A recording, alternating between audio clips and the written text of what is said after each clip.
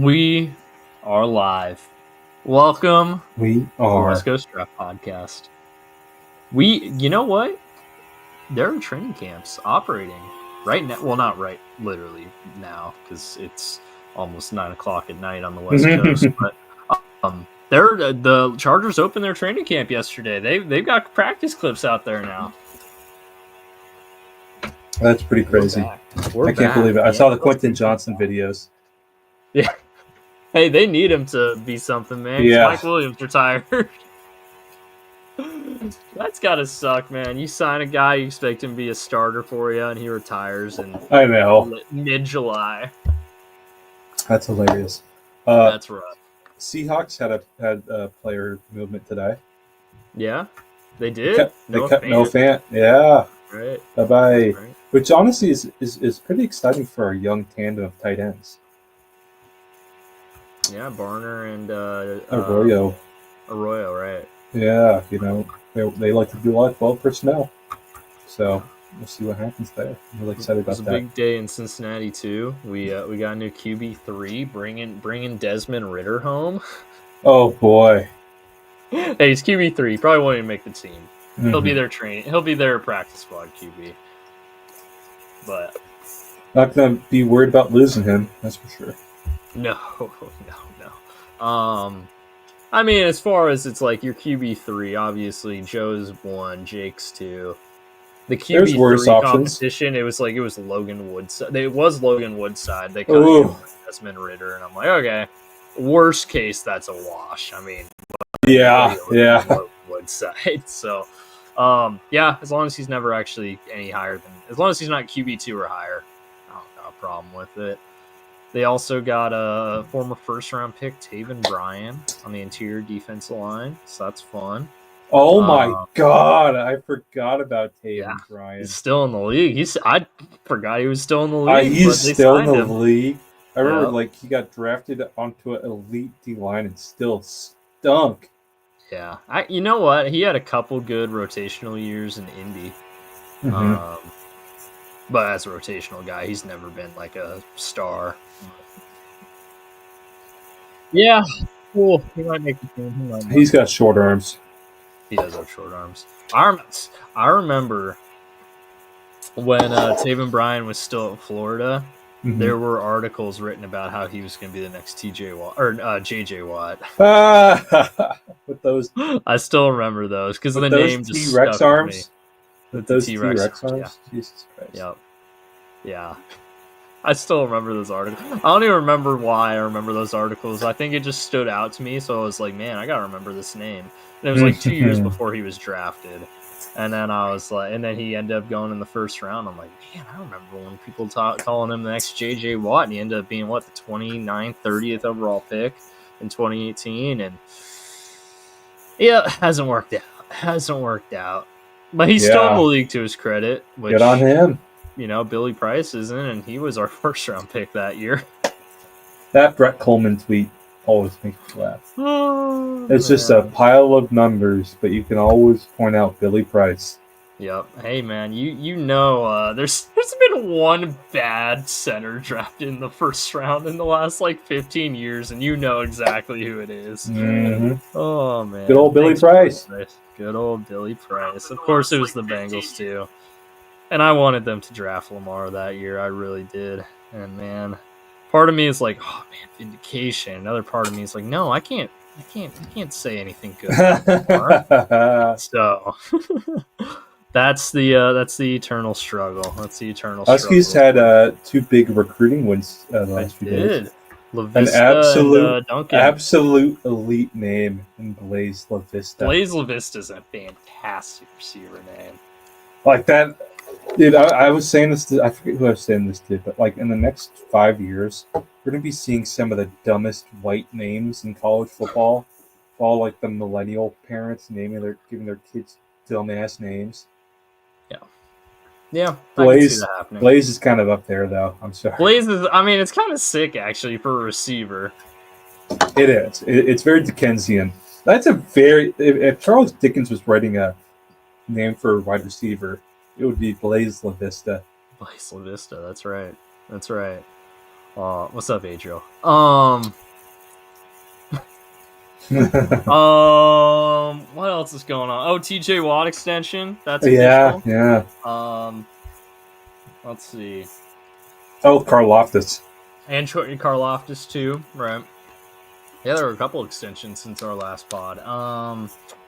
Let's see. It was a good weekend for white edge rushers. Is Trey Hendrickson next? Maybe. See how you're clearing cap space. Hey, did you? Okay, actually, there were people, in the Seahawks fandom saying that they are gonna. I'm just seeing these emojis coming. That they're gonna trade Reek Woolen and picks for Trey Hendrickson, and that's what they're clearing space for. I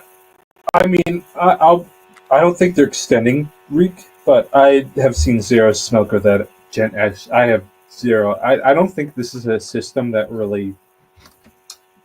It's not going to be a system that is going to trade the farm for an elite pass rusher. They can build a really strong pass rusher with a lot of good pass rushers. They've invested so many resources in it. They'd love to have an elite pass rusher, but it's not a top priority, right? I don't think Trey Hendrickson or Micah Parsons, like some people want to dream about, is not worth giving up a lot of picks for us for what we need right now.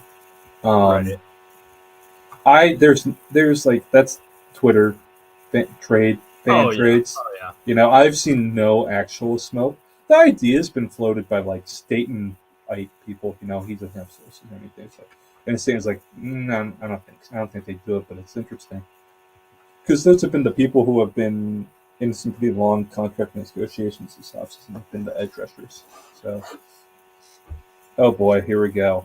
Yes. But yeah, there's been a lot of talk about maybe trading Reek. I think it's pretty clear McDonald isn't like for personality wise isn't the biggest fan of Reek. I think Staten said it pretty well. If Reek put in 30% of the hard work Richard Sherman put in, both on and off the field, it would be amazing because of just the physical traits Reek Woolen has. Yeah, he's just not a hard worker. It's a very, very traitsy player. Now, honestly, I mean, at this point, if the Bengals were going to trade Hendrickson, and I don't, it would have happened. It would have happened. Well, yeah, they would. It would have already happened, and B, if it does happen in the future, I think getting Reek Woolen and picks for him is like the best you could ask for. So really, you'd do it? Oh yeah, yeah. I mean, I wouldn't do it, but if like we get through training camp and they're still far apart on a deal, I probably would. Yeah. What picks would you want? What's your proposal? I'd take a Reek Woolen and a third. I would do that. I'd take it. Yeah. I would do that. I think you get a starter in the secondary, and they need help in the secondary badly. So I think it's pretty clear we're moving away from head cases. And like we're just moving away. We're a bit more cold-blooded about moving away from players. That was one thing with Pete. He could never be that way. He kept his buddies too long. Yeah. Tyler's the only one I'm really sad he left this offseason, but it had to happen, right? Well, Tyler was never a head case. No, but we got rid of oriented. But you're right, like a Pete guy, yeah. DK's fun, but he's so frustrating. Yeah. And I'm not too upset we moved on from him, to be honest. No, I don't think many people are. Like even talking to my dad, like he's not super upset they moved on from DK. Yeah. It was a fun ride, but time to get off. No, very, very talented player. But I don't know. He never really seemed to elevate the offense. No. He never took that next step. We were always hoping for him to take that next step. Every offseason thing was always like it was literally always elite potential, and like there were a good handful of elite plays and elite play in there. But, and I wouldn't say it's like, oh, why are you not a tier 1 wide receiver? And he had all the potential to be that, and he just never. I'll say this: it wasn't because of lack of hard work. I think he worked very hard. He just wasn't his game. It wasn't his game to take that next step. It's And weird that's- because like he was the wide receiver number 1, and I think he is wide receiver 1, but he's just not an alpha. I don't know if that makes any sense. I don't know if I'm just throwing out just lame. Yo, what up? Oh yeah, I know. It's kind of hard to call someone who looks like him not an alpha, especially a guy who's as a nutcase as him. yeah. But he's not someone who would ever take a game over, I would say. Like, the only game he ever took over was the Eagles wildcard game. Yeah, that was a big example of that, actually.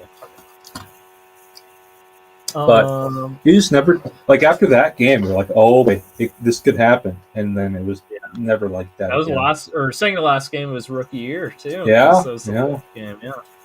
And then, I mean, he had good games here and there. It's not like he completely disappeared off the map. We thought he'd be elite receiver. He just never made that potential. Has he ever? I don't know if I've ever considered DK a top 10. He's probably been about top 10 at some points in his career, but I don't know if I've ever considered him top 5. And for what he is, no, he's never been top 5. Yeah, because he can't run a full route tree, and that was his whole criticism coming out of college. I mean, obviously now he's. And in this day and age, you got to be able to run a full route tree. You're getting capped on the end, right? 10 years ago, gosh, DK's another player because no one's playing cover 2 on him. Yep. Yeah, now the Bengals have 2 receivers better than DK Metcalf.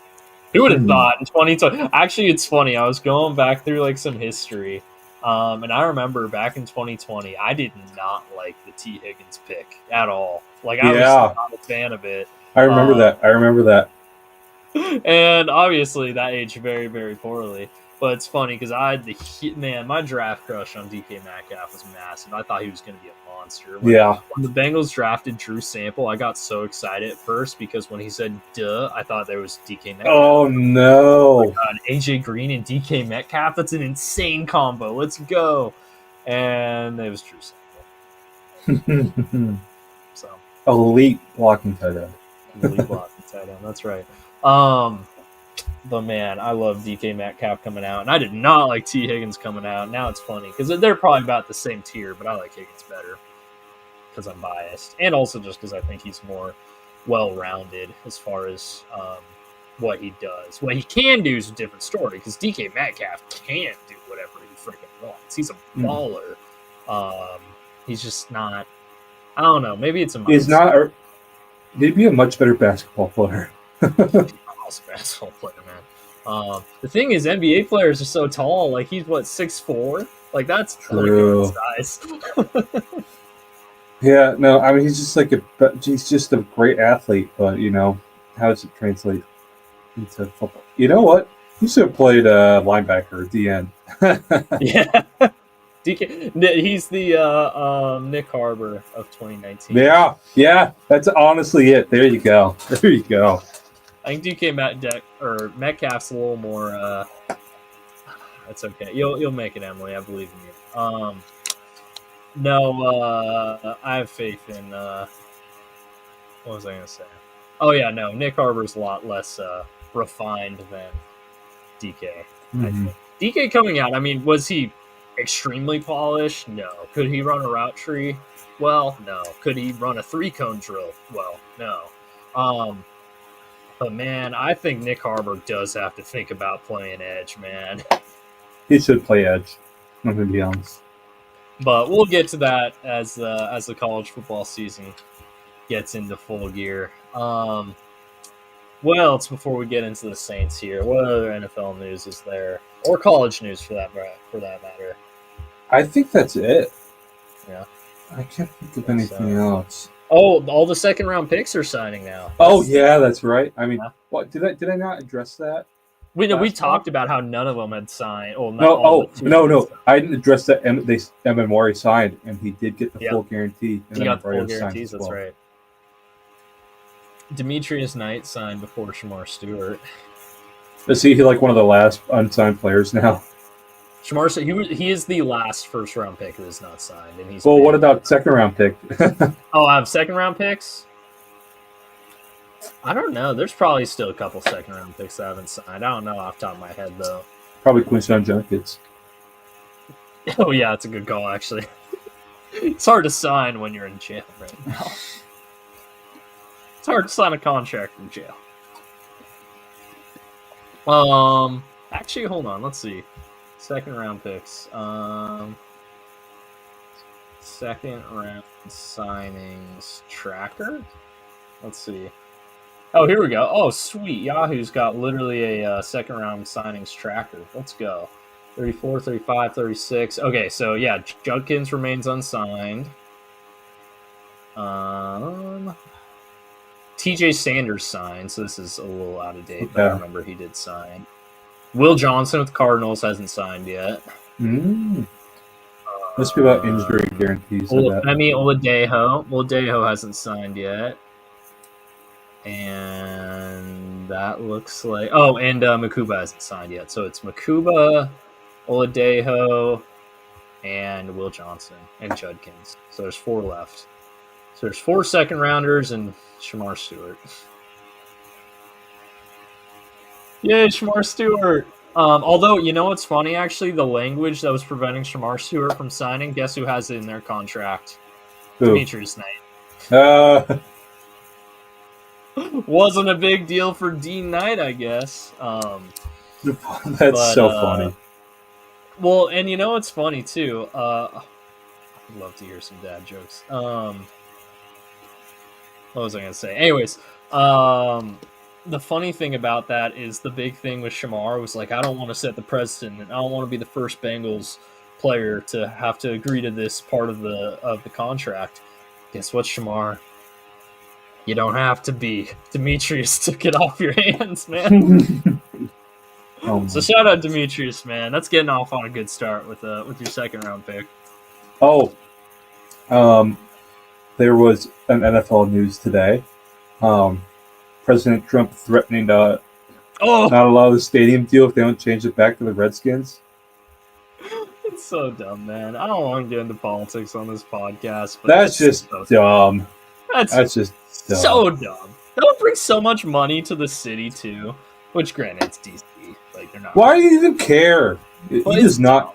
He does not like football. Let's be ridiculous. That's ridiculous. That's ridiculous. Like holding a stadium deal over a freaking team name. Who cares? Who cares, honestly?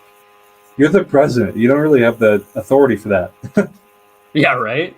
Shouldn't the DC mayors? The DC mayor doesn't have the authority for that. True. For that, but I mean, if it's getting paid for with tax dollar. Oh, that's true. That's a fair point. The mayor should at least. All right, but let's get on from this. Let's get into the picks. Let's go. 18 the minutes. Division. The Penix division. Let's go. Starting with not Michael Penix, but with. That's a shame about the Italian chef. He passed away. That's good. That one's pretty good. But anyway, so the New Orleans Shucks, New Orleans Saints. Let's do a little quick. The New Orleans Aints. That's what New Orleans. They are going to be the New Orleans Saints this year. It's all that much. So, quick offseason breakdown. Who'd they bring in? Cam Akers brought back Brandon Cooks. Been a while. Ageless friend there. Donovan Peoples-Jones still in the league. Dude, every time I watch Donovan Peoples-Jones with the Browns, I was like, this guy's good. And then, I don't know, maybe he just always went off against the Bengals because it felt like every Browns receiver always went off against the Bengals. But anyways, Dante Pettis. Let's go. There you go. Husky. Let's go. Juwan Johnson. Yeah, okay. Well, $10 million a year for like a mid-tight end. That sounds about right. It's more than Mike Gesicki's getting, so... That's a little much for me, honestly. Yeah. No, I mean, that's the thing. Like, a $10 million for, like, a mid-level starting tight end is fine until you remember that there are better tight ends getting less money. Mm-hmm. Jack Stoll. Cool. Dylan Radins. I remember wanting him so bad in 2021. Me too. I was like, man, he's going to be a stud. He's not a stud. Devon Godchow, though, that was actually it's a good run-stopping nose tackle for just a 7th. Oh yeah, good player. It's a good game. I would have loved for that, honestly. Yeah. Cam Jordan is still in the NFL, season. and just with the Saints, he just loves New Orleans, man. Man, so actually, two defensive linemen from the class of 2011 still kicking it. Cam Jordan and Cam Hayward. Wow. You see, actually, I know this isn't related, but you see Pro Football, I think Pro Football Network, not Pro Football Focus, they're doing a top 100 thing right now, and they said Cam Hayward was the number 2 player in the league right now.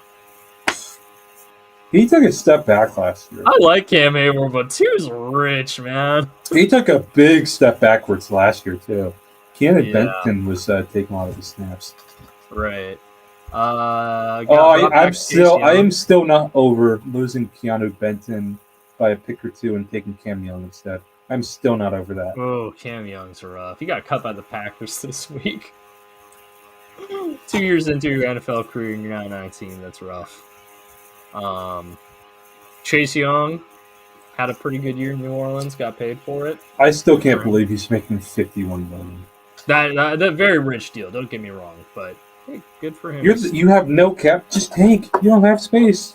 That's the thing. The Saints just refuse to tank. I don't get it. I don't get it. Same with the bill is due right now. Yeah, but like Justin Reed. Justin Reed should be like ring chasing. He should have stuck with the Chiefs. I know that actually he did win a couple rings, so he's probably not ring chasing mode. He's probably in go wherever I'm gonna get the most money, set up my family mode. And I guess that was New Orleans. Why is New Orleans paying that contract? That gets us that question. How does Mickey Loomis still have a job? Goodwill for 15 years, I guess. Ugo Amadi, by the way, former Seahawk. Ugo Amadi, former Seahawk. Let's go. Isaac Yiadom. Not good. Not great. As far as what they lost, Derek Carr. That's a pretty big one. Gucci DiNucci. MVP, baby. Jamal Williams. I didn't realize Jamal Williams left, actually. Oh, man. He really fell off after he left. They gave him a big deal, too. Yeah, he really fell off after leaving Detroit. Has another team signed him? Hold on. Well, it says that they haven't. Yeah, no, I think it would say he would. Yeah, no, Jamal Williams is a free agent right now. Dude, he was the talk of the town. Yeah. Oh, yeah. It's only been a few years. He's already, yeah. Valdez Scantling. Big get for your Hawks. MBS. Lucas he's going to lose his job to Corey Horton this season. Oh, yeah, he should. Really, he's going to lose it to Elijah Arroyo because Elijah Arroyo is a receiver. Not entirely wrong. He's a good receiver. He's a great receiver. He's going to be Mike Gesicki. Yep. Shane Lemieux. Oh, Luke's going to be a starting guard for the Bengals. Yay. Fuck, I hate how we held the offensive line. Actually, I like our tackles and I like our center. Don't ask me about our guards. We'll get to that when we get to the AFC North episode. Anyway, Shane Lemieux, Ryan Ramczyk retired, another big loss for him. He's been hurt a ton. Yeah. Years, but when he has played, he's still been good. He's just been hurt so much. Yeah, he probably, if he was ever going to walk again, he probably needed to step away from football. So I understand. Tano Capasino. That was pretty smooth. I was confident when I said that, didn't I? Silent K, dog. Silent K. Passinio. I thought I said Passinio. Did I? I heard a K. I heard a K. I heard a K. Tano Passinio. There we go. Nice. That's good. We all were off days. Peyton Turner, former first-round edge. Ugh. Never turned into anything. For the K. Former Chief, couple rings. Paulson Debo was a good player for them. He was. He really was. Paulson Debo developed nicely in New Orleans. I remember him at Stanford. Me too. It was good Stanford. Going to the Giants. That's a good get for the Giants. Shamar Jean-Charles. I'm sure you're excited about that one. Gunner. And Will Harris, who I didn't even realize was on the Saints last year. I know. I thought he was still on the line. Shows you how much Saints games I watched last year. As for the draft, how did we grade their draft? I don't even remember. I don't think we thought very No, let me pull up the official grades, but I remember not thinking very highly of it. Let's see. Calvin Banks Jr., good first round pick. Mhm. Surely you're gonna keep that up, right, New Orleans? They did not. Oh yeah, Arguably the worst pick in the entire draft. Yeah, Tyler Shuck at 40, really bad. Vernon Broughton. Okay, Texas D player, line has been pretty good lately. No, I mean he's a good player, but third round was probably a little rich for him. Yeah. Jonas Sanker, I actually like Jonas Sanker. Danny Stutzman's fine. Quincy Riley, yeah. Devin Neal, I like him. Lot of tread. A lot of tread on those tires, yeah. And then Mo Montabo and Fadil Diggs, two guys that I think we're gonna get picked. So yeah, not a good draft. I think you got 1 to 2 impact guys out there. I think Banks will be an immediate starter and a good starter at that. I think at least you've been building the O line the last 2 years. Yeah, no, that's true. They've heard how bad people thought their O line was, and they've definitely addressed that. Other than that, the rest of your team is awful. I'm going to say it now. Giants. I think the Saints are going to be the worst team in the NFL. Oh, absolutely. I think the Bills come due. Yeah. It's you put it off they can only get away with being 5-12 or 6-11 for so many years straight. What's up, Nathaniel? We had the Giants going 6-11 our last episode, so I don't know about the Giants with the best comment. That's a stretch. Abdul Carter is him though. Abdul Carter is. Well, we'll give you that one. Let's see. That was their Saints. Okay, here we go. As far as the lineup goes, they got Spencer Rattler as the projected starter. I thought Show was the projected starter. Hey, that's a solid O line other than Penning. Yeah, I'm surprised Penning's still there. I remember he was getting, his rookie year, he was getting kicked out of practices every day. Yeah, that's rough. Man, is every single player on the line? No, not McCoy. I was going to say, is these all first-round picks? McCoy wasn't. I think he was a second-round pick. McCoy was second round. Man, but, out of their entire offensive line are their own day 1 and day 2 picks. That's kind of impressive, actually. Yeah. And none of them have terrible grades. Rashid Shaheed was good last year. Yeah, honestly, Olave's good when he's not concussed. Not very common these days. Often, right? Brandon Cooks still starting to show his age a little bit there. Juwan Johnson, fine, tight end. You can get better, but you can do a lot worse too. Kamara's showing his age. Yeah. So. But all that is to say their QE situation is rough because I think we've made it clear that we don't really believe in Tyler Shuck. And if it's Spencer Rattler, ain't gonna be much better. Jake Haener, lead us to the promised land. Jake Haener, hell yeah. Jake Haener. As far as the defense goes here, I cannot believe it's great on Justin Reed, and I'm like, why'd you go to New Orleans? I cannot believe that Tyrann Mathieu's still playing. Yeah. Hey, look at that grade. He's barely replacement level. Kool-Aid, Delonte Taylor's the outside as the starting corners. What if I go into nickel here? What do they give me a nickel? Okay, and then they got Yadam out there. That makes it look so much better. Demario Davis still putting up good output. He can't have too much longer left either. Yeah. Oh, you'd think not, but he's had good output for 10 years. It's he's never gonna. I know it feels like this could be the year. But no, I do like Pete Werner a lot. Pete Werner's a good player. Yep. And I've always liked Cam Jordan. He's getting old though. He's getting old. He's showing his age a little more than Hayward is. I remember when it was him and Junior Collette as a DN duo. Yep. That was good DN duo. Prime Bercy not looking so hot on that interior. Oh my god! What a surprise! Yeah, and then a solid edge duo in Chase Young and Carl Granderson. Granderson's a good player. Doesn't get a lot of love. He's a good player. Has been in New Orleans. So, there you go. That's the New Orleans team. Now their schedule.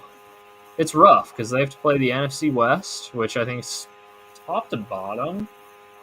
probably one of the best divisions in football. If you look at the worst team in each division, it's probably the NFC West.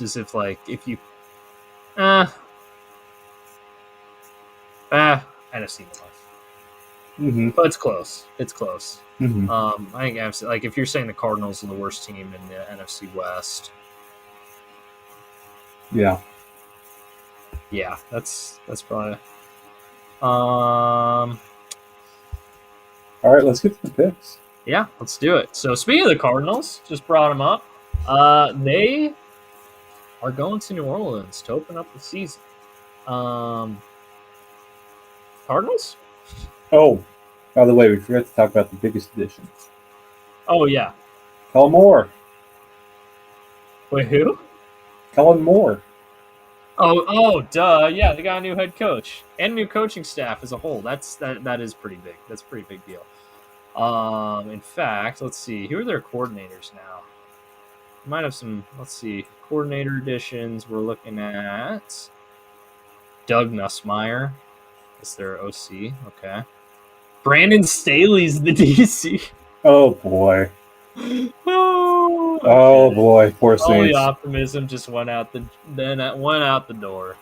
Actually, it's funny though because in 2023, Kellen Moore was Brandon Staley's OC. Now, 2025, that's right. Brandon Staley's Kellen Moore's DC. It all worked out. That's what having connections does for you. Let's go. This is a pitch for LinkedIn. The West Coast Draft Podcast brought to you by LinkedIn. By LinkedIn, baby. Let's go. # looking for podcasting. Looking for podcasting. Okay, Cardinals, week 1. What you thinking here, pal? Oh, Cardinals. Oh. I'm going Cardinals. Cardinals always start the season well because Connor's They do. So that feels like an easy choice for me. Wow, three straight NFC games. Yeah, I was gonna say. I think Niners get them here too because the Niners will still be healthy at this point. Yep, exactly. That's exactly what I was going to say. They're still going to be healthy. And I think the Seahawks get them because the Seahawks are just a better football team. I tend to agree there. And I also think the Bills get them because they're a much better football team. Yes. And they're at home. On a mini bye. Goodness gracious. They could not have asked for a worse setup. That's a tough start. Yeah. All right. Okay. Here we go. Boy, I'm not seeing many wins. I am not seeing many wins here, man. I'm really they're gonna have not. to pull off an upset somewhere. I see a couple games I think they can win, but they're mostly on the backstretch. They could start the season really bad. Home against the Patriots, like this is one where they could win, but I also think the Patriots can be a lot better. I think so too. I'm gonna give it to the Saints just because young quarterback in the Superdome is tough. That is true. But this is really close one. Against a Vrabel defense. I'm going coin flip with home field. We'll go home team. We'll go home team on the coin flip. That's fair. They're not being Chicago. No. Do they usually win against the Bucs at home? They used to, and then Brady kind of ended that. That's right. They usually play them tight, though. Like usually Bucs Saints, no matter how good or bad the teams are, Bucs Saints games are usually pretty tight. Yeah. I think the Bucs still. Yeah. Yeah, I think they win this one. Rams, don't think they got a chance. I got the Rams. Yep. Panthers is interesting. I think these are going to be the bottom two teams in the division. I can see a split. I'm going Panthers. I like their defense. Yeah. Then they get a bye. They get the Falcons off a bye, and they do play the Falcons good. Since at home, I'll give it to the Saints. I was saying the same thing. Yeah. Going to Miami. It's November 30th, so it's not December yet. So I'm giving it to Miami. Yeah, they're not gonna freeze yet. Tampa, I think they sweep this year. Yeah. Then I think they're gonna split the Panthers. They're gonna split the Panthers, yeah. Jets? What do we have them at right now? We have them at 3-11. Jets are tough because I think they'll be Maybe it's just my undying love of Justin Fields, Yeah. which no matter how much it should go away, never will. He can't hurt you. He can't hurt me. That's right. He's not him anymore. I wish I This knew is how number to. 7. I wish I knew how to quit you. I do wish I knew how to quit Justin Fields. I'll never stop believing in him. But he's not him anymore because it's number 7. It's not 1 anymore. Shoot, man. I don't know. I just think the Jets are a better team. I'm gonna take. Yeah, I'm gonna agree with you there. I think the Jets are a better team. Titans. This one's interesting. I think they're going to beat the Titans. I do not trust Brian Callahan at all. Yeah, that's true. I forgot. I was going to say Cam Ward optimism versus Brian Callahan. It's crazy to me that the Bengals upgraded OC after Brian Callahan left. I know. Which happens more often than you think. Like the Seahawks upgraded DC after Gus Bradley left, so it happens. But and then they lose to the Falcons in week 18. So we got them at what, 4-13? That feels right to me. That's right. That feels right. Is that bad enough for the first pick though? Yeah, that'll be interesting. All right. What did the Titans have last year? Titans went 3-14, I believe. Yeah, I think so. They're right on the verge. Right on the verge. All right, to the Panthers. That's 2, yes. The Carolina Kitty Cats. Carolina Panthers. The Black Panthers. They're hoping to ride the Bryce Young hype train, which carried from through December last year. You know, the biggest thing that happened on the day we went to the Seahawks-Cardinals game was that the Panthers almost went into Philly and beat the Eagles. They were so close. They almost did it. Oh.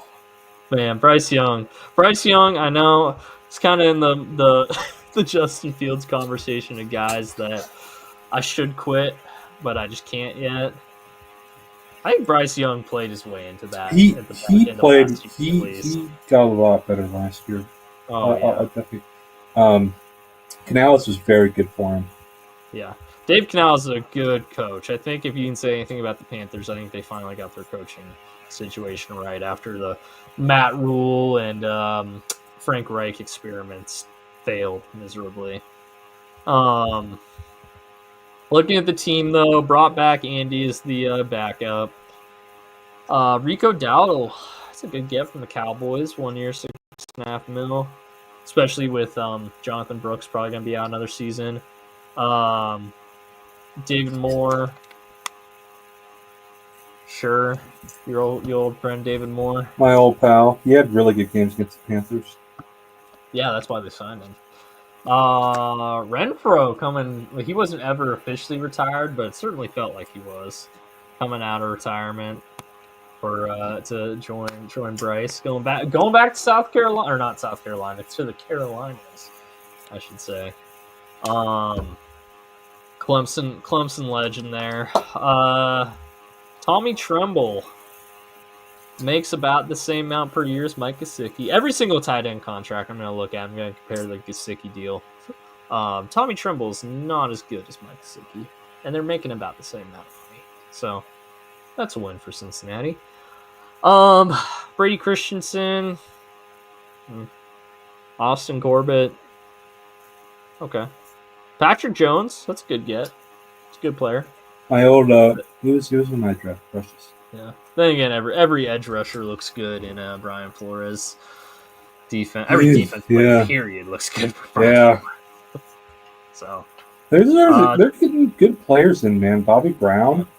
Yeah. Tershawn Ward's a good player, but man, that's a rich contract. Yeah, that's a little much. That's a lot of money. He's a good player, but that's a lot of money. 3 years, $21 million for Bobby Brown. That's funny that these are the same yearly total, but Tershawn Wharton's making well over double what Bobby Brown's making. I'm like, they're kind of the same tier. Mm-hmm. Why is he making so much more? Christian Roseboom, former LA Ram. Does Canales have a connection with the Rams or something? Oh, I need to change the banner. I just realized. Because There's a lot of former Rams he's brought in with Austin Corbett, and, Christian Roseboom, Bobby Brown.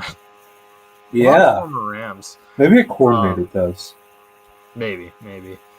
J.C. Horn, because he was a Pete Carroll lifer. Right. Yeah, that's true. Let's see here. Big deal for J.C. Horn. Well deserved when he's healthy. Great player when he's healthy. Just not healthy very often. Let's see. Mike Jackson, Seahawks legend Mike Jackson. Trayvon Merrick, good safety from Las Vegas. Oh, I think we lost Rob. I'm not hearing the fan anymore. That's okay. I'll talk through till he's back. Trayvon Merrick, 3-year, $51 million. Brought back Nick Scott, another former Ram there. Oh, there he's back. I got you now. Okay. Okay. Audio is gone for a second. The internet went out for a sec. Okay, you're good. Oh, yeah. Good. Another former Ram, Nick Scott, who had a stop in Cincinnati first. Yeah, what is up with all these Rams? I didn't notice that. Good call there. Hold on, that's kind of weird. Who are their coordinators? Hold on. And they're all on defense. Oh no, I guess Corbett not, but most of them are on defense. So let's see. Carolina, Dave Canales, Brady Idzik, Ejiro Evero's in DC. I don't think he's got an LA connection, does he? He was a Denver guy. Yeah, don't matter. And your guy Mike Jackson, can't forget him. You're on mute when they brought him in. So, and then Sam Martin. Is Johnny Hecker gone? Johnny Hecker is gone. He went to the Titans. Good riddance. Screw you. And then as far as losses, Miles Sanders, huge loss. Clowney, they cut a couple months ago. Deshaun Williams, Cam Gill, Shaq Thompson, Husky legend, Panther lifer, Panther legend too, not just Husky legend. He was there forever. Yeah. Caleb Farley. I remember thinking Caleb Farley was going to be really good. Oh, if he was healthy, he would have been. His tape was good when he was healthy. This injury's caught up to him.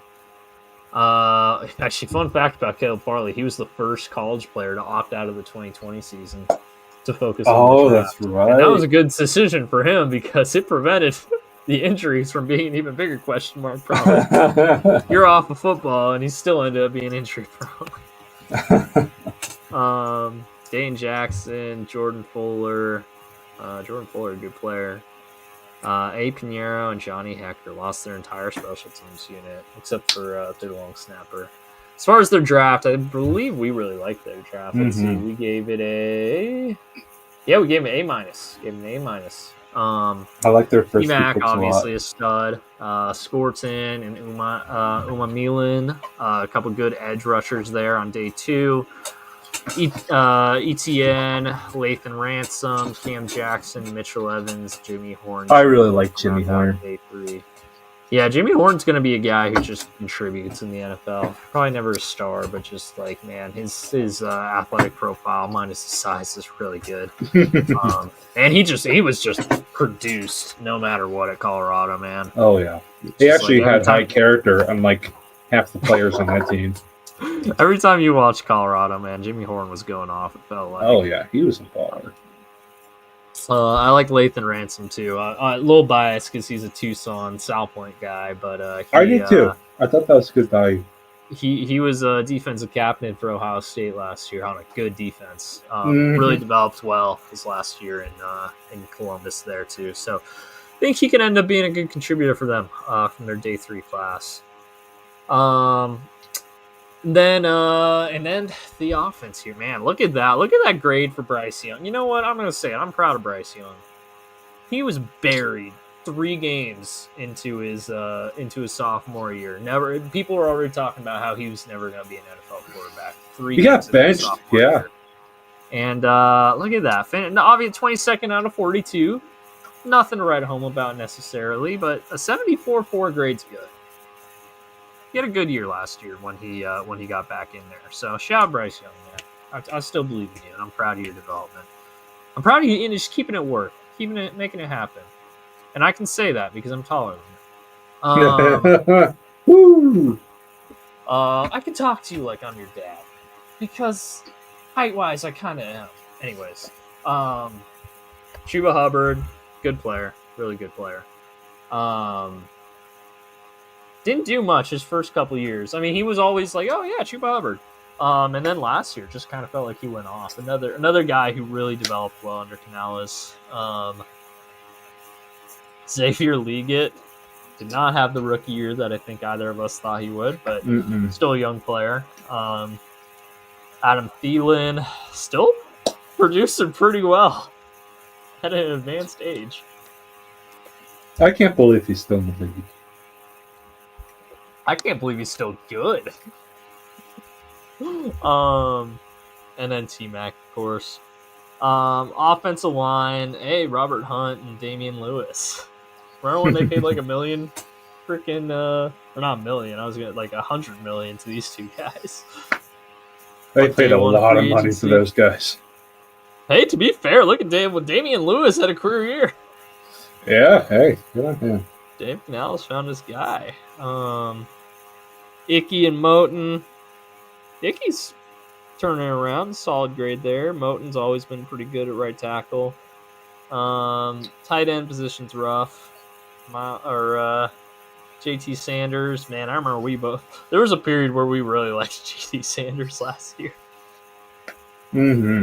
Oh man, I still remember those. We can go back. We can go to the February mocks where we had him going in the top. I really like JT Sanders, man. You were wrong. You were wrong about that. Yeah. I thought he'd be really good. Ugh. Oh, but don't worry, they got Tommy Tremble also out there. If you go to 12 personnel. On defense here, let's see. Let's go to the nickel here. Or no, we are in nickel. Never mind. We're in nickel already. What about base? Yeah, this is probably what they'll put out more often. So, J.C. Horn and Mike Jackson. Oh, wow. I didn't realize J.C. Horn's grade that was so low last year. I thought it'd be a lot better. Mike Jackson, good player. You know, it's fine. 67. I thought Patrick Jones' rating would be a lot higher. Again, PFF grades aren't everything. Want to make sure we stress that, but I thought it'd be a lot higher. Same with TJ Wanham, honestly. Wharton Brown and Derek Brown, although Derek Brown barely played last year, so can't really hold that against him. Hope he can come back to form. Did he play at all last year? How many games did he play last year? Hardly any. Hardly any, right? I think he was already out for the season by the time they played the Bengals in week 4, so barely played at all. Let's see. Josie Jewell, Trayvon Wallace. Trayvon Wallace being a starting linebacker is crazy because this dude was an undrafted free agent last year. When you're an undrafted free agent, you're a starter, like by end of year 1, man, it's kind of balling, actually. I can't lie. Good on you. Good on you. Yeah. Trayvon Merrick, good safety, paired him with Lathan Ransom, which probably a good thing because you don't want Nick Scott starting out there at safety. Speak from experience. Yeah, there you go. That's the lineup right there. Now, there's some holes here, but I can see the vision. I can see the progress. I can see the vision. If Bryce Young plays like he did in December last year, I'm not saying they're going to be a playoff team because they're not. But I start to see where we're coming together. Anyways, week 1, little kitty cat battle, Jags Panthers in Jacksonville. 2 of the worst teams in football last year. Travis Hunter versus T-Mac. Little Big 12, well, really Pac-12 / Big 12 matchup there. I'm conflicted on this one. I'm not gonna lie. I think I'm gonna hand the edge to the Jaguars. Just a bit more experience there. I was thinking so too. I think on these coin flips, I usually like to go. Actually, no. I've changed my mind, and here's why. Okay. Rookie head coaches do bad on their first game. Give me. That's right. I forgot Liam Cohen. We'll talk about Liam Cohen, the Jags episode, but you're right. Better coaching. And Bryce Young's better quarterback than Trevor Lawrence. What? Who said that? Anyways, then they go to the desert. I think the Cards get them. I think so too. Taking on the Falcons at home. Penix versus MPJ. Young. Give me my boy. Give you a boy. I think they'll split, so I think that's fair. Panthers Patriots. This one's funny because I kind of think of these two. These two teams are kind of in the same tier for me. Mm-hmm. I lean Patriots because they're at home, but it's tight. It's close. Yeah, I'll give you that. Yeah, I tend to agree. It's at home. Then they play the Dolphins. I'm gonna go Dolphins here. Yeah. Man, I feel bad. We're kind of talking about the Panthers, and we got them starting 1-5. Oh, that's It's a rough opening slate, to be fair. It ain't easy, no. Yeah. I think they can pull the upset in New York, though. I think they beat the Jets. Yep. They lose to the Bills for sure. Absolutely. Although it could be interesting. Sure. What time of year are the Bills coming to town? Late October, so. Yeah, not too bad yet. Yeah. I think they lose to the Packers. Split with the Falcons. Split the Falcons, so we'll give them the win there. Monday night in San Francisco, because this is right around the Niners are going to be like crippled. Yeah. Oh, okay. Give it to them. Hey, I like the upset. I like the upset pick there. You don't have to convince me too hard on that one. I just like the Panthers, man. It's hard to pick against them. Rams. See, the Rams are so much better, and they should win. But part of me is like, man, I can see the Panthers pulling an upset, but I don't see it. I don't I don't got it in me. Bucks off a mini bye. Seahawks off a mini bye. I'm gonna take it. Yeah, I'm a little worried about weather, but I think the pass rush is too good for Bryce. All right. And then split with the Bucks or no? Yeah, I'd say they split with the Bucks. I'm cool with that. Split the Bucks. Yeah, there we go. Plus, I think the Bucks will probably have the South wrapped up at this point. Falcons. Forgot about the Falcons. 6-11. I think that's fair. Let's see. They were 5-12 last year, so it's only a 1-game improvement. But they do got a tough schedule, so it's kind of hard. It's not an easy schedule. No. Yeah. It really isn't. So I could see them going easily see them go 7-10. I could see up to 8-9 because we could be like, there's an upset here or there. Like I could see I could see that happening. I could see him beating the Cowboys. I could see him beating the Dolphins. I could see him beating the Patriots. Like any of these three. Like I just talked myself into 9-8. So I think they have a ways to go, but they're making the right steps. Right. Yeah. So 6-11, but I think a good 6-11. One where it's like, okay, Dave Canales is the right guy, and I think another year, another draft, they could be pretty good. Especially if Bryce keeps playing like he did last year. If Bryce keeps playing like he did last year, I think you turn these 3 games into wins. I think so too. So, all right, on to the Atlanta Penixes. Yes, sir. Alrighty. Oh man, I know this is probably the one you're most excited to talk about after the Seahawks, I imagine. Oh yeah. Here, let me pull everything up. So, the Atlanta Falcons. Thank God they fired Jimmy. How dare you, sir? How dare you? I'm sorry, but his defense lost some games. Oh well, yeah. But how dare you? I hate Oregon fans who still make fun of Jimmy Lake on Twitter. Like, man, he's been gone for 4 years. Let it die. Let it die. Jimmy Lake's tenure made us beat your best team ever twice. Jimmy Lake's recruiting was good for a bit. And then 2021 happened.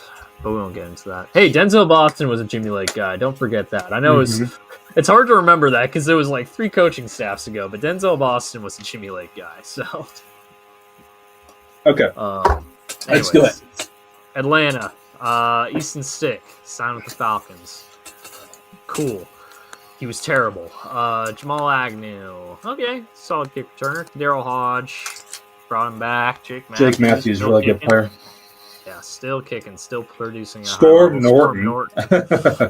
Rough. Leonard Floyd went to Atlanta. There you go. Contavious Street re-signed. Morgan Fox, a good 3-4 DN going there.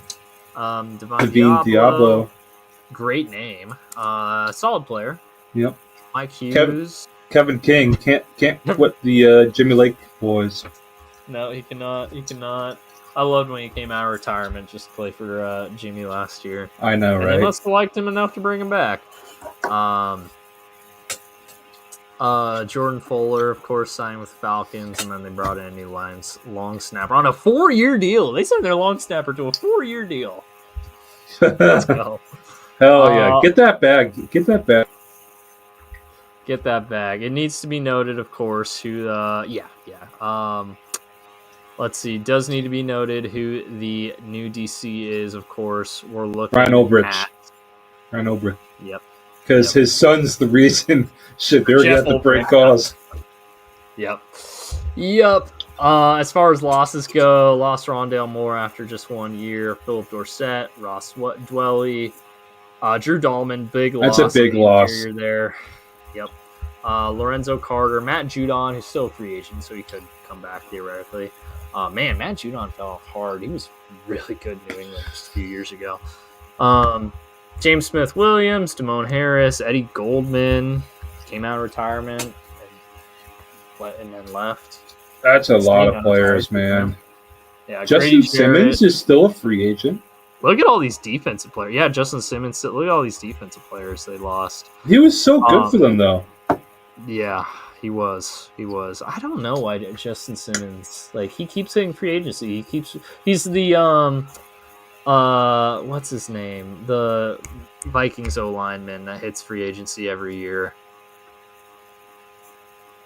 Oh shit, I'm gonna remember his name later. I'll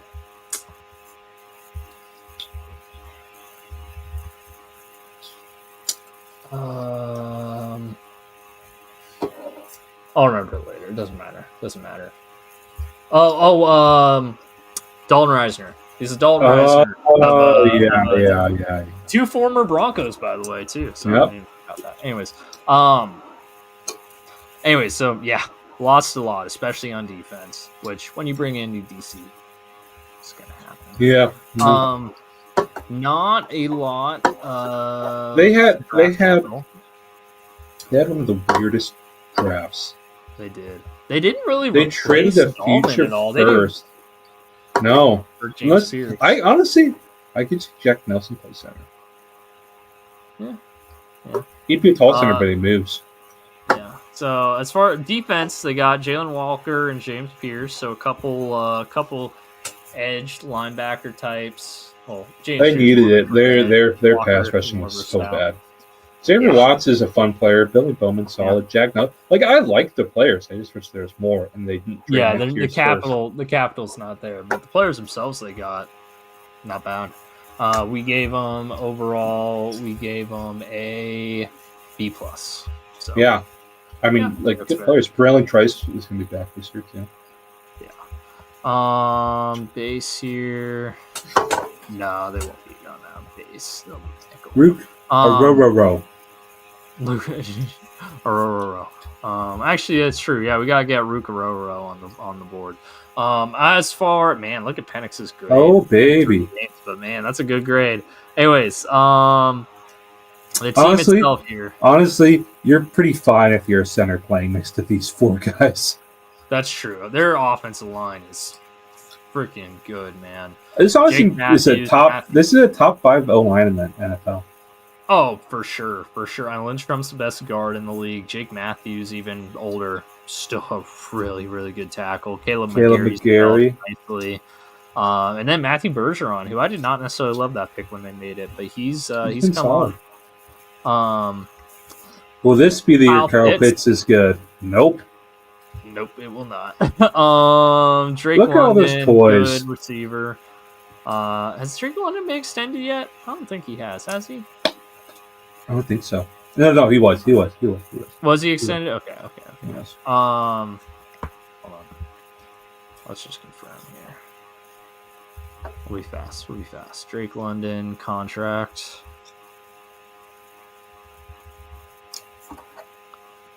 Yep. Wait. No, he hasn't. He's still on his rookie deal. Damn it. You got me. So that's one to watch over the next couple weeks right there. Anyways, sorry, I'm just pulling up the. Sorry. Okay, so that's their offense. Ray McCloud, starting slot receiver's not great. Darnell Mooney had a pretty good year for him last year. Actually, Ray McCloud was all right for them. Yeah. On defense, Jesse Bates, I miss you, bud. Jordan Fuller didn't have a great year, but man, Jesse Bates is good. We just let him walk for nothing. Jonah Ellis. No, not Jonah Ellis. Cade Ellis, right? Caden Ellis. There's too many Ellises now. Teamed up Devon Diablo. Got Leonard Floyd and Jalen Walker rushing opposite sides. Although, honestly, I'd probably move Walker up to linebacker and move Pearson here. But, oh well. AJ Terrell and Mike Hughes on the outside. Morgan Fox, Rukaroro, and David Onyemata on the defensive line. I didn't realize Morgan Fox's grade was that low. I thought it'd be a lot higher. Overall, some holes for sure, especially on defense. Jesse Bates covers a lot of holes on defense, though. And then offensively, honestly, they're pretty well built offensively. They're running Zach Robinson offensive scheme here. Out of curiosity here, and I'm just going to bring this up real fast because we forgot to do it with Carolina and New Orleans. Last year, we projected Carolina that's right. 4-13, and then went 5-12, so we were really close. And we projected New Orleans to finish 5-12, and they went 5-12, so we nailed it. So we just know the NFC South. Atlanta was. We'll talk about Atlanta. We were too high on them last year because we thought Kirk was better than he was. Oh, this is gonna be a fun one to start. All right off the bat, Tampa, Atlanta. Oh my goodness, this is a brutal start to the season. Yeah. It's a good thing we already got them with 2 wins in the first 4 weeks. I don't know which way, because I think they'll split with Tampa. Last year they swept Tampa. I think they'll split with them. Do we just give them the home one? Yeah, why not? All right, we'll do home and home, and I'll just plug the Tampa one in as a loss right now. Oh, that's Thursday. Oh yeah, that's Thursday short week on the road. Yeah, that'll I think they lose to the Vikings. Yeah. Yep. Lose to the Vikings, and we got them beating the Panthers. Beating commies. Let me believe. Yeah, no, the Bills are gonna. They're coming off a bye. At home. I don't care. They got it's an extended bye too because it's Monday Night Football. Yeah, come on. Let me believe. You know what? Yeah, okay. The Bills are gonna lose a game. That's fair. Actually, we'll give you. Okay. They almost beat the Chiefs with Kirk. You know, hey. That's true. Short week, having to go across the country. I think they lose. Yeah. I hate it, but yes. I think they beat Miami. Okay. Beat New England. Okay. And feel free to disagree with me on any of these, by the way. Colts is interesting. At Germany. That takes away the home field aspect. Phoenix? Yeah, I think they'll be the Colts. It was Daniel Jones or Anthony Richardson. Doesn't matter. They both suck. Man, I'm starting to think we might be too high on the Falcons again. I ain't gonna lie. We got them at 8-5 right now. We got them at 8-5, and I see losses on the horizon. I mean, I do. Then we got a 2-game losing streak in the division. Does it keep? Do we make it a 5-game losing streak? Do we just have them collapse halfway through the year? No, they're not losing to the Jets. All right. Lose to the Seahawks. Ooh, they get Seahawks at Or no. home. I don't know. Seahawks beat them because Penix has struggles against those shifting picture defenses. That's what the Seahawks are, right? What defense did he suck against? Oh, that's true. He hates the Harbaugh defense. Mm-hmm. I knew Noah would hate the that we had the commies. Hey, there has to be an upset. There's gonna be an upset somewhere. I think they lose to the Cardinals. Cross country. Yeah. Todd's out at this point, so you have to think about it. But I think going across the country. Yeah. And then lose to the Rams. And then lose to the Rams. Yeah. So finish. You know what? 9-8's fair. I think that's honestly. I might be on the table for getting that win against the Cards. Yeah, mini buy. All right, I'll give it to you. All right. 10-7. I mean 9-8. I think 9-8 was fair. 10-7 is also fair. Gotta take away one win against the Commander. No. I'm okay with that. I'm okay if you want that. I'm willing to. It's tough. There's gonna be upsets. I'm willing to let you have the commies back because I did take. We do got the commies going 11-6. Either the Bills or commies.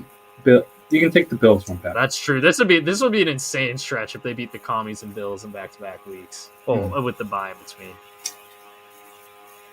I'm gonna take away the commies one. So we got them at 9-8. Yeah, I like that. Which they finished 8-9 last year. We had 10-7. They finished 8-9. So, I'm just seeing the reactions in the comments. Yeah, I think they're probably about 9-18. Like, there's going to be you know, it's a rough stretch here in the middle. They have a lot of toys, but they're not quite there. Yeah, not quite. And they have a tough schedule too. They have a very, very tough schedule. The NFC South does. They have to play the NFC West.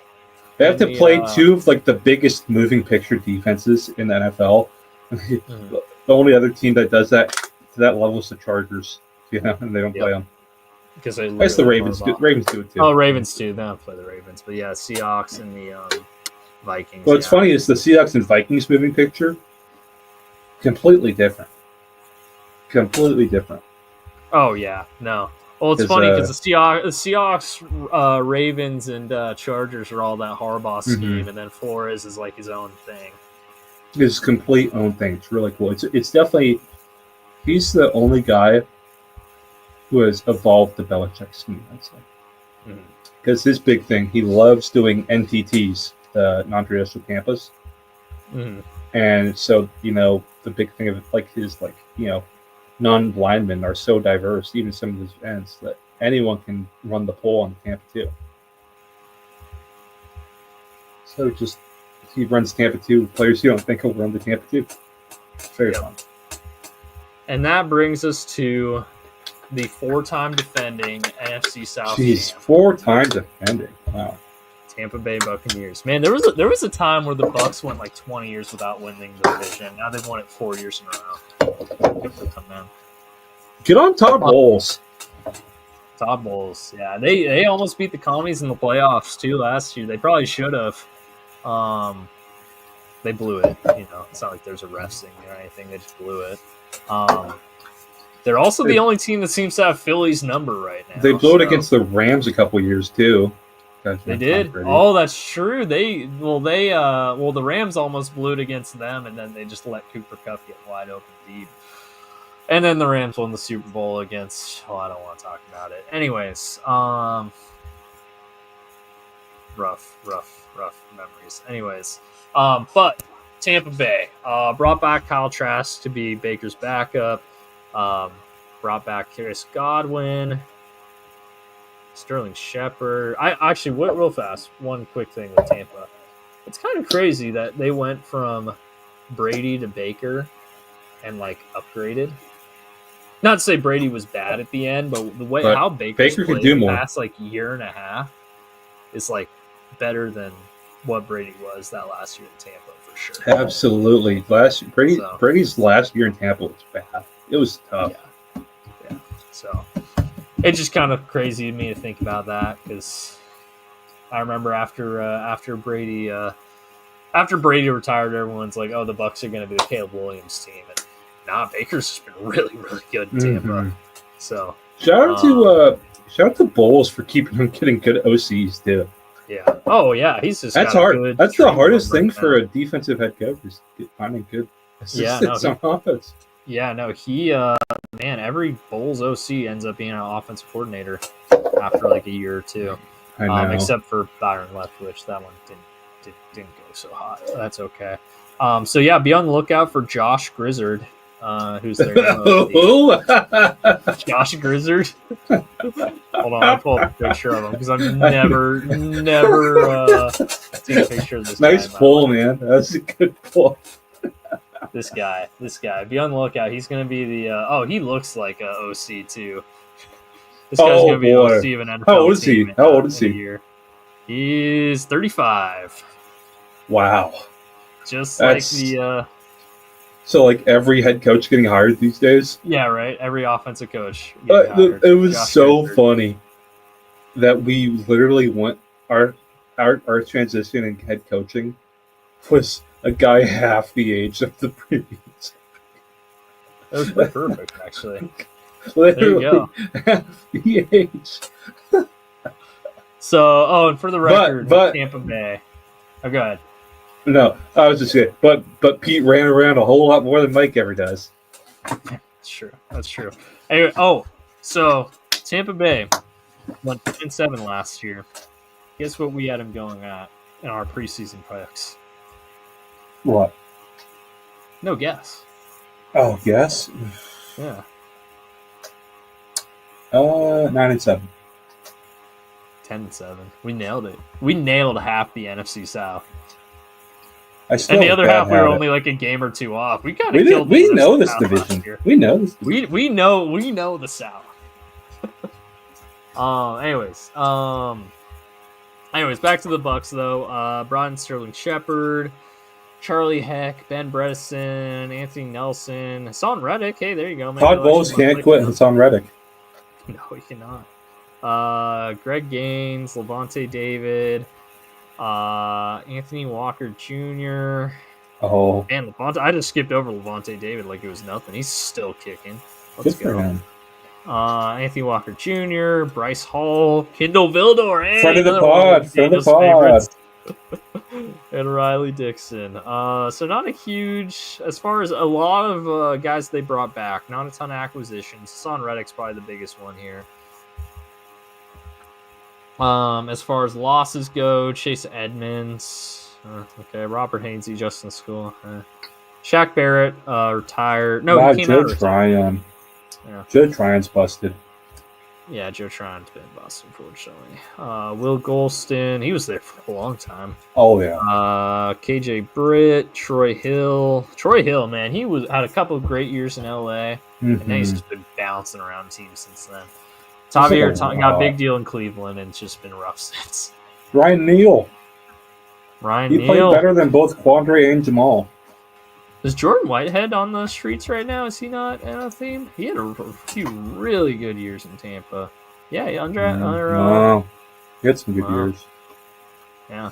It's crazy. It is crazy. Like, it's so hard for a non-quarterback-centric dynasty these day and age because things fall apart so quickly in football these days. Right. Their drafts... we gave him a B. Buka, Ben Morrison, Jacob Parrish on day two. Two of your guys. Yeah, that's right. A few could have been Huskies right at the top, which Tampa loves their Huskies, so that makes sense. Mm-hmm. David Walker, Elijah Roberts, Tez Johnson. Tez Johnson, just a hilarious pick to me. Not because it's bad, just because it's like... Man, 7th round. First time he gets hit, he's going to get killed. Oh, yeah. Now for the lineup here. Let's see. Do we go nickel or we go base here? Let's go base. The 3-4 teams, I feel like, are a better fit for base, honestly. Yeah. Anyways, so offensively, Baker Mayfield, stud. Awesome player. Rashad White, great. Bucky Irving, also fantastic. Really good running back tandem. Their O-line, arguably one of the best offensive linemen in football, and Tristan Wirfs. Interior, Ben Bredesen doesn't get me super excited. Cody Barton. Nope.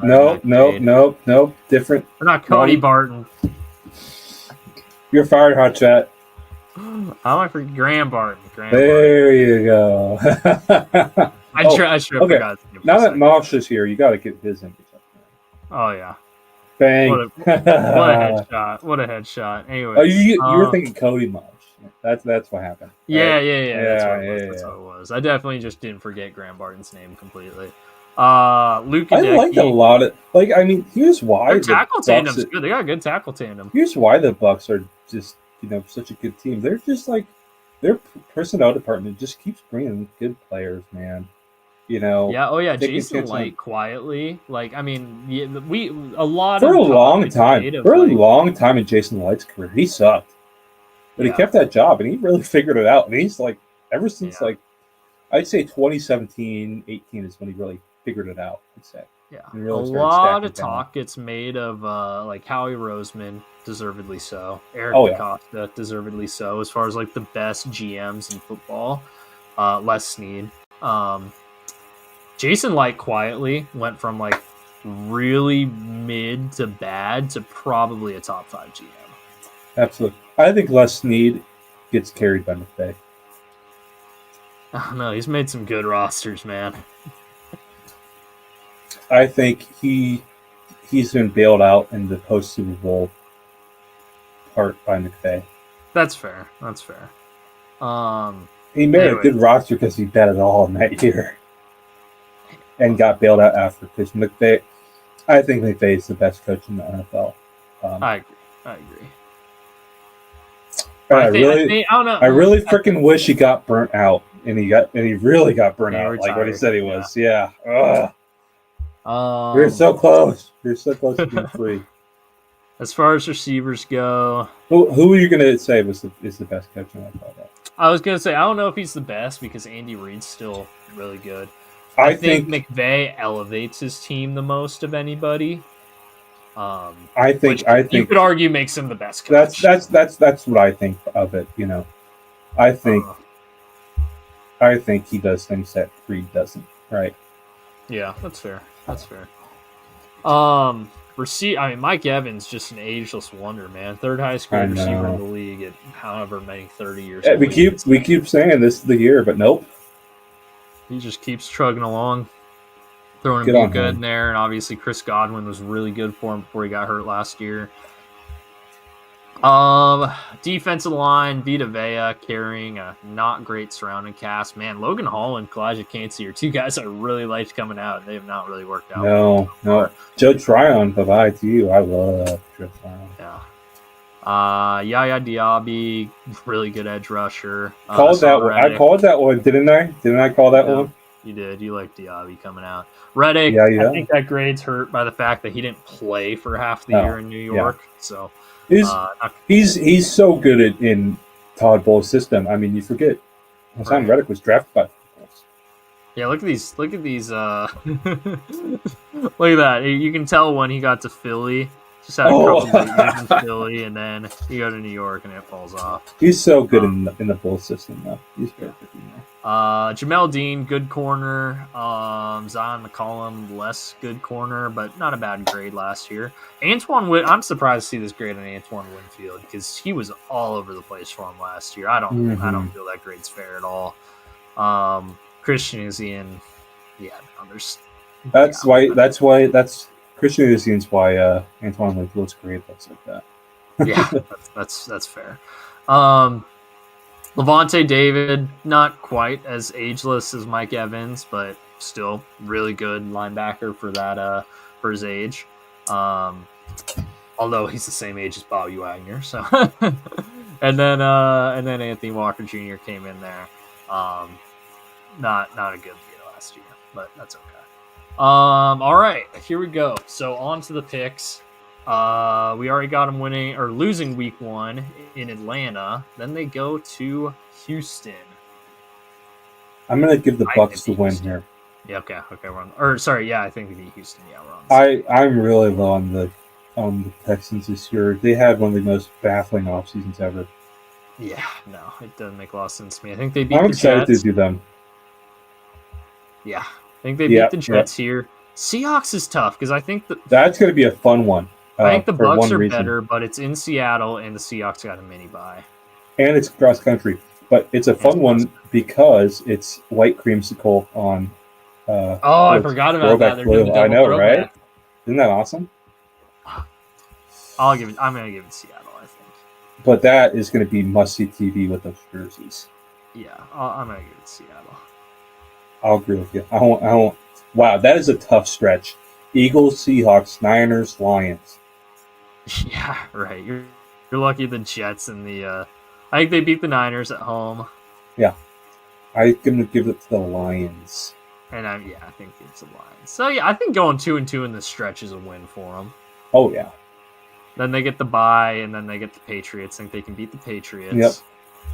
Ooh, this is a fun game for a Sunday morning game. I'm gonna give this one to the Bills. I agree, but that's gonna be a fun one. Going to LA, I might give it to the Rams. I think. Mm-hmm. Beat the Cardinals. Yep. And then Miami's in the middle of their freeze at this point, so yep. beat the Dolphins. 11-6. I think that's pretty fair. That sounds really good. I think we nailed it again, man. I really like how this is looking.